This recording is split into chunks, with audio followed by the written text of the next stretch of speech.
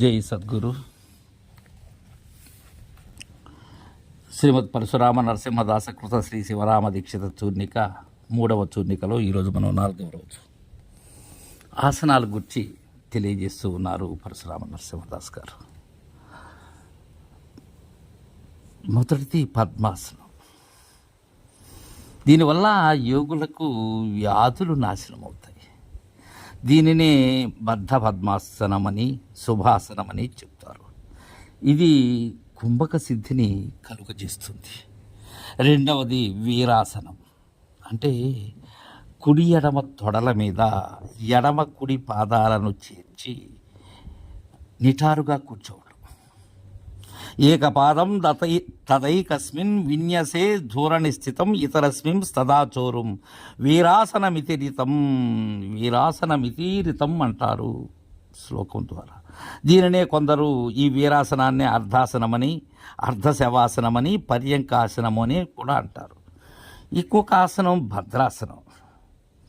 అంటే అండకోశములకు దిగువ చీలమండల నుండి పార్శ్వపాదములను చేతులతో బిగబట్టి కదలకుండుట.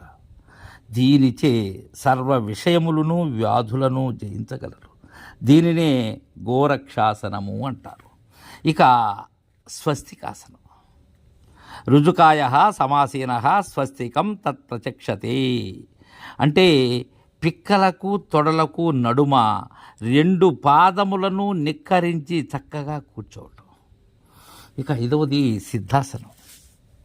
ఇది ఎలా అంటే ఎడమకాలి మడిమ మూలాధారమందు, కుడికాలి మడిమ లింగస్థానమందుంచి శిరోగ్రీవ భుజంబులు చక్కగా నిక్కించి భ్రూమధ్యావలోకనము చేయుచున్నట్లయితే దాన్ని సిద్ధాసనము అంటారు.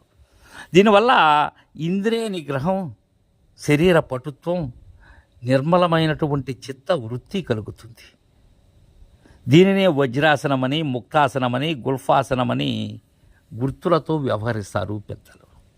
సిద్ధాసనం సిద్ధించినట్లయితే సావధానమైన ప్రాణవాయువు కేవల కుంభకమునందు కట్టుబడి ఉంటుంది. అది కట్టుబడినట్లయితే తక్కిన అనేక ఆసనముల వలన ప్రయోజనం లేదు. మరియు ఉన్న వ్యవస్థయను కల కష్టము లేక తనంతట కలుగుతూ ఉంటుంది. చంద్రరేఖ వలె సంతోషమును సంగుంటం బట్టి ఉన్మని కళ అని చెప్పబడుతుంది. ఇక 6వది కపాలాసనం. అంటే తల క్రిందుగా నిలచి భ్రూమధ్యమునందలి చిద్బిందువును చూస్తూ ఉండటం కపాలాసనం.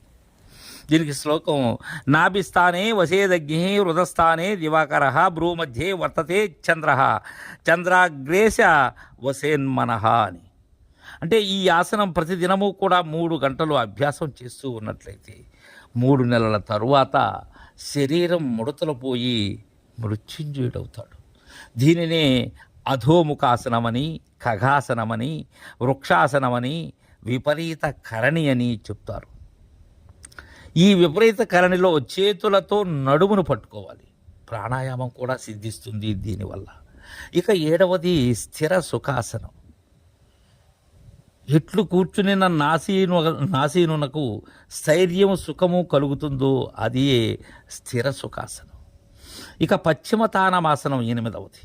నేల మీద కాళ్ళు చక్కగా దాచి 2 కాళ్ళ బొటన వేళ్ళు 2 చేతుల పట్టుకొని మోకాళ్ళ మీద లలాటం నుదురు నుంచటం పశ్చిమ తాడువాసనం. ఇది ఇందు వాయువు పశ్చిమ మార్గముగా నడుచడం వలన జఠరాగ్ని ప్రజ్వరిల్లి కడుపు పలచనై రోగాలు నశిస్తాయి. ఇక మయూరాసనం. చేతి వేళ్లను విరళము చేసి 2 చేతులను నేల యందు ఉంచి మోచేతులను నాభికి ఇరుప్రక్కలా ఉంచి ముఖమును పైకెత్తి కాళ్లను నెమలి తోకవలే చాచి దండము వలె కాళ్లను నెమలి తోకవలే చాచి దండము వలె పైకెత్తి యుండుట మయూరాసనం. దీనినే గుల్మము, జలోదరము మొదలగు సకల రోగాలు ఈ ఆసనం వల్ల పోతాయి. వాతపిత్త కఫములను ఆలస్యమును కలుగజేస్తుంది. దోషాల్ని నివృత్తి చేస్తుంది. అధికముగా భుజించిన మాడిన అన్నములనంతయు భస్మము చేస్తుంది. జఠరాగ్నిని పెంపొందిస్తుంది. కాలకోటము వలె అపకారములు చేయునట్టి అన్నములకంతా కూడా జీర్ణం చేస్తుంది ఈ మయూరాసనం. ఇక 10వది శవాసనం. అంటే మృత శరీరమునందు వలె వీపు భూమి యందు ఆనేటట్లుగా చేసి నిద్ర యందు వలె ఇమిడికయ్యుండుట శవాసనం. దీనిసే ఆయాసం పోగొట్టబడుతుంది, చిత్త విశ్రాంతి కలుగజేస్తుంది. మరియు ఇక్కడ గృహస్థులకు పద్మాసన సిద్ధాసనములు ఉత్తమాలు. అందు పద్మాసనం అనేది ఉత్తమోత్తమం. తక్కిన ఆశ్రమముల వారికి సిద్ధాసనము మేలు. సిద్ధాసనం వల్ల ఇంద్రియ నిరోధం, శరీర దారుఢ్యం, నిర్మల చిత్త వృత్తి కలుగుతుంది. మతాంతరముల సిద్ధాసనం అన్ని ఆసనముల కన్నా మిన్న ఇయ్యది మోక్ష ద్వారం తెరుస్తుంది. కపాలాసనమును దినమునకు 3 గంటల చొప్పున తప్పక 3 నెలలు అభ్యసించినట్లయితే ఈ జరామరణాలు మన దరికి చేరవు.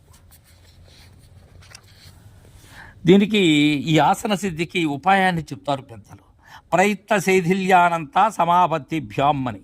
అంటే స్వాభావికమైనటువంటి శరీర శేషను ప్రయత్నము అంటారు. అట్టి స్వాభావిక శరీర శేష నుడుగొట్టచే సంఘకంపనం కలగకుండా ఉంటుంది. కాబట్టి ఆసనం సిద్ధిస్తుంది.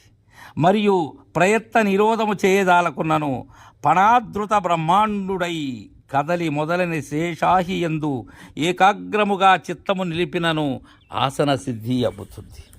తాను కోరినటువంటి ఆసనం సిద్ధించినట్లయితే శీతోష్ణ చుత్పిపాసాది ద్వంద్వముల వలన యోగికి ఏమాత్రం కూడా పీడ కలగదు. దానిని ఆసనం సిద్ధించినట్లుగా మనం భావించాలి. ఇక తరువాత మనకు ప్రాణాయామం. ఈ ప్రాణాయామం అనేది చాలామంది చేస్తూ ఉంటారు.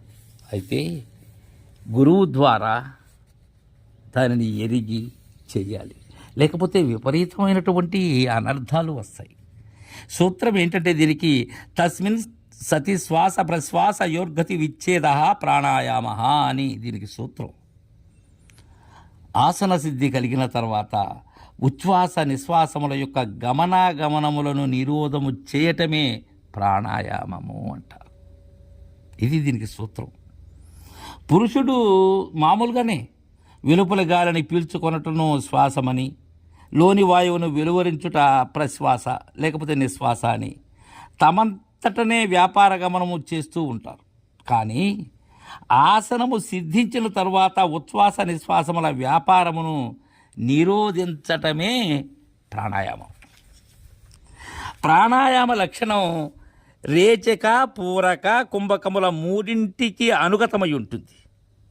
కాబట్టి ఇది సామాన్యమైనటువంటి లక్షణం. ఇక్కడ రేచకమున ఉదరగతమైనటువంటి వాయువు బయటికి త్రోయబడి బయటనే నిలవబడుతుంది. అది కాబట్టి శ్వాస ప్రశ్వాసల వ్యాపారము ఉండదు అక్కడ, కానీ రేచకము అన్వయించబడి ఉంటుంది. అట్లే పూరకమున బాహ్యవాయువు లోనికి పిలువబడి లోపలనే నిలువబడుతుంది. కాబట్టి శ్వాస ప్రశ్వాస గతి విచ్ఛేదమవుతుంది. కాబట్టి పూరకమందు లక్షణము సమన్వితమవుతూ ఉంటుంది. ఈ విధంగానే కుంభకమున వెలుపలి గాలిని లోనికి పిలవక, లోని గాలిని వెలువరింపక, లోని వాయువును నాసాపుటముననే స్తంభింప చేయటం కుంభకము అంటారు. కాబట్టి అక్కడ ఆ కుంభకంలో శ్వాస ప్రశ్వాస గతి విహతి ఉండనే ఉంటుంది. కాగా ఇది సామాన్యమైనటువంటి ప్రాణాయామ లక్షణం. ఓంకారము, పంచాక్షరము, అష్టాక్షరము మొదలగు మంత్రములతో ఒక్క మంత్రమును మాత్రగా చేసి పూరకమందు నిర్ణయము లేనటువంటి మాత్రల కంటే రెట్టింపుగా కుంభకమునందు నిలిపి రేచకమునందు పూరకమందలి మాత్రలలో సగము నిర్ణయించి సుషుమ్నా నాడి అందలి వింతలు చూడాలి. ఇంకా ఎడమ ముక్కుతో ప్రాణవాయువుని పూరించి సుషుమ్న యందు నిలిపి కుడి ముక్కున విడచి మరలా కుడి ముక్కున పూరించి సుషుమ్న యందు నిలిపి ఎడమ ముక్కును విడుస్తూ ఈ తీరున ఎల్లప్పుడూ యథాశక్తిగా ప్రాణాయామం చేస్తూ ఉండాలి. ఇలాంటి ధ్యానాన్ని వీడకూడదు. ఇక రేచకం అంటే దీంట్లో ఈ మూటిలో ఉదరస్థితమైనటువంటి వాయువును బయలుపరచుటచే స్వాభావిక వాయు గమనాగమన నిరోధము బాహ్య వృత్తి అంటారు. అది రేచక ప్రాణాయామం. ఇక పూరకం వెలుపలి వాయువును లోనికి పీల్చుకుని స్వాభావిక వాయు గమనాగమనాల్ని నిలపటం, ఇది ఆభ్యంతర వృత్తి అనబడుతుంది. ఇదే పూరక ప్రాణాయామం.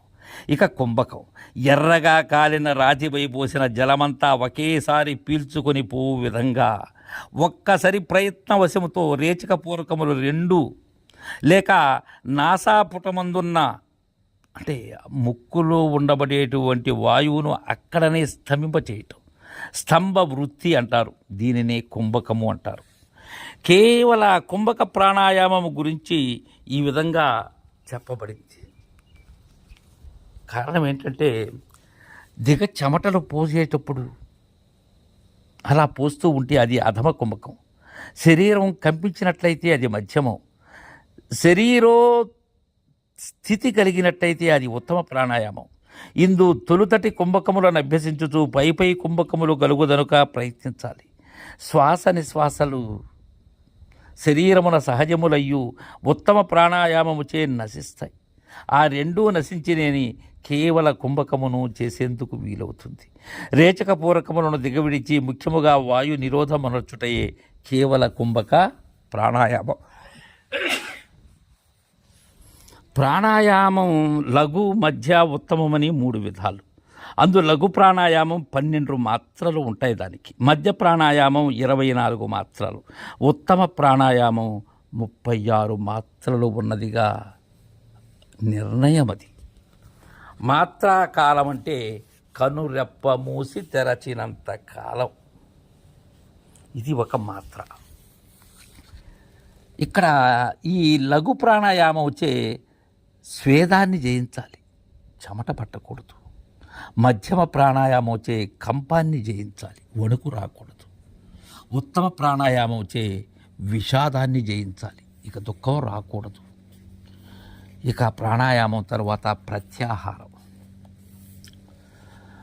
స్వవిషయ సంప్రయోగే చిత్తస్య స్వరూపానుకార ఇవేంద్రియాణం ప్రత్యాహార అని దీనికి సూత్రం.